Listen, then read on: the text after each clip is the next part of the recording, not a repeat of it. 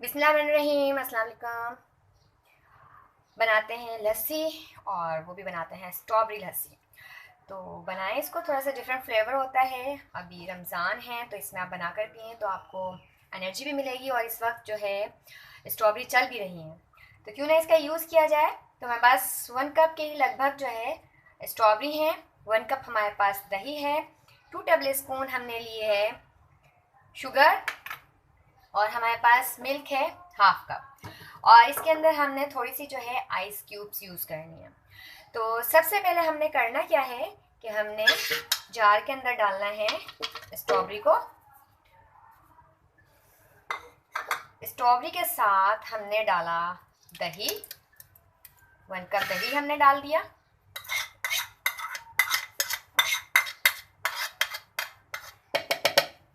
पहले हम इसको अच्छे से ब्लेंड करते हैं।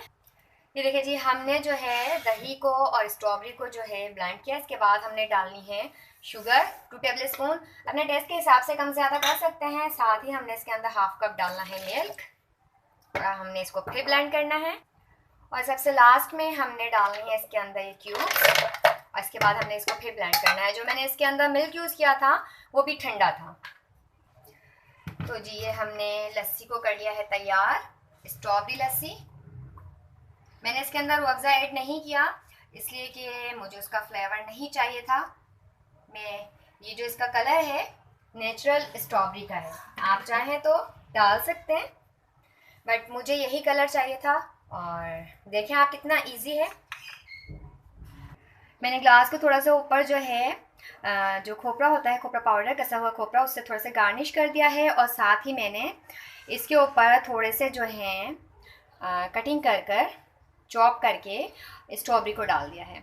अच्छा, मीठा मैंने आपको बताया कि वो आप अपने टेस्ट के हिसाब से कम ज़्यादा कर सकते हैं। अगर आपको ज़्यादा मीठी पीनी है तो आप इसके अंदर शुगर ज़्यादा ऐड कर सकते हैं। और मेरी जो दही थी, जो मैंने दही यूज़ किया है वो मीठा था।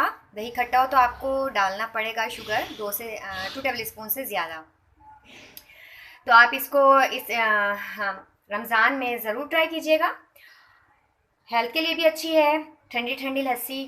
गर्मी का मौसम है तो आप उसमें ज़रूर बनाइए स्ट्रॉबेरी लस्सी। सीज़न का फ्रूट है और सीज़न का फ्रूट को इस्तेमाल करना चाहिए। फ्रेश फ्रूट होता है तो उसकी तो बात ही जो है ना वो बिल्कुल अलग होती है। तो ज़रूर आप ट्राई कीजिएगा। आपको अगर मेरी रेसिपी पसंद आती है तो आप इसको लाइक कीजिए, शेयर कीजिए, अपनी बहुत सारी दुआओं में मुझे याद रखिएगा। अल्लाह हाफिज़।